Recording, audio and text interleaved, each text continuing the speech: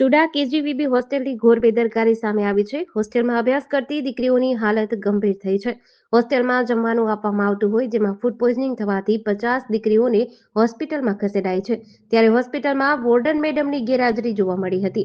તેમજ તત્કાલ હોસ્ટેલની અંદર પણ દીકરીઓ સારવાર હેઠળ છે. ચુડા સામૂહિક આરોગ્ય સ્ટાફ સહિત ટીએચઓ વાજા ખડે પગે જોવા મળ્યા હતા. હોસ્પિટલ તેમજ કેજીવીબી હોસ્ટેલ ખાતે વાલીઓ તથા લોકોનો જમાવડો થયો હતો. આ વાતની જાણ પોલીસને થતા પોલીસનો કાફલો દોડી આવ્યો હતો. ક્યાંક ને ક્યાંક એવું પણ લાગ્યું હતું કે પૂર્વ મામલો બહાર ન આવે એટલે પત્રકારોને પણ બહાર કાઢવામાં આવ્યા હતા. આ બાબતે દીકરીઓને પૂછતા દીકરીઓમાં ડરનો માહોલ જોવા મળ્યો હતો. દીકરીઓની હાલત ખૂબ જ ગંભીર હોવાનું વિડીયોમાં સ્પષ્ટ દેખાઈ રહ્યું છે. તેમજ જેવો આક્ષેપ કરવામાં આવી રહ્યો છે કે હોસ્ટેલમાં રહેતી દીકરીઓને વાસી ખોરાક આપવામાં આવે છે. તેમજ હોસ્ટેલ દ્વારા એક પણ વાલીને કોઈ પણ પ્રકારની જાણ કરવામાં આવેલ નથી. જો વાલીઓ દ્વારા પણ જણાવવામાં આવ્યું છે તેમજ હોસ્ટેલ દ્વારા વાલીઓને કોઈ પણ પ્રકારની જાણ કરવામાં આવી નથી તેવું વાલીઓએ જણાવ્યું હતું. ત્યારે ચુડા સામૂહિક આરોગ્ય કેન્દ્રથી સુરેન્દ્રનગર રિફર કરવા માટે 108 તેમજ પ્રાઇવેટ વાહનો દ્વારા દીકરીઓને વધુ સારવાર માટે રિફર કરાઈ હતી. ચુડા તાલુકાના કુડલા ગામની છું. મારી 2 દીકરીઓ ચુડામાં ભણે છે. એમાં મારી એક દીકરીને ઝાડા ઉલટી થઈ ગયું છે અને એને મોટી દીકરી અહીં દવાખાને લઈને આવી. પછી અહીંયા મારા જેઠ નોકરી કરે ને એમને અમને ફોન કર્યો એટલે એમાં આવ્યા છે. અને ત્યાંના હજુ હોસ્ટેલના બેન કે કોઈ શિક્ષકે કોઈ અધિકારીએ હજુ વાલીને જાણ કરી નથી. તો એમને જાણ કરવી પડે ને.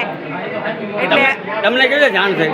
અમને આ મારા જેઠ દવાખાનામાં નોકરી કરે છે ને એમને ફોન કર્યો કે તમારી દીકરીને આ લાયા છે.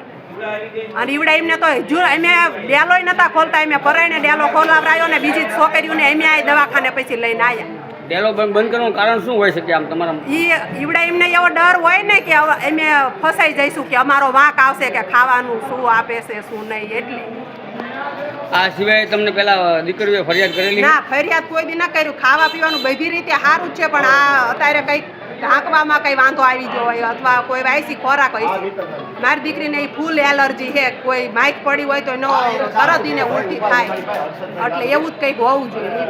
કાં વાયસી ખાવાનું અને કાં કંઈક પડેલું હોય. બધા છોકરાને લગભગ 100 થી 200 છોકરીઓ છે. બધાને ફૂડ પોઈઝનિંગ થઈ ગયું છે.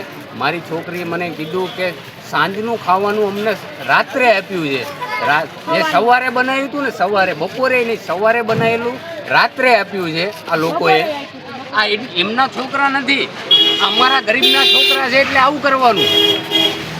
આ ઘટના બની તમને જાણ કઈ ખબર? મને એક પણ કોઈની જાણ નથી આવી. જે બીજી છોકરીના કોઈ વાલી આવ્યા હતા એ લોકોએ મારી છોકરી દ્વારા ફોન કરાવડાયો. મારી છોકરી રડતી હતી ફોનમાં કે પપ્પા મને લેવા માટે આવો. હું દોડતો લેવા માટે આવ્યો છું કામ પરથી. જેડીસી ન્યૂઝ સાથે કલ્પેશ વાઢેર, સુરેન્દ્રનગર.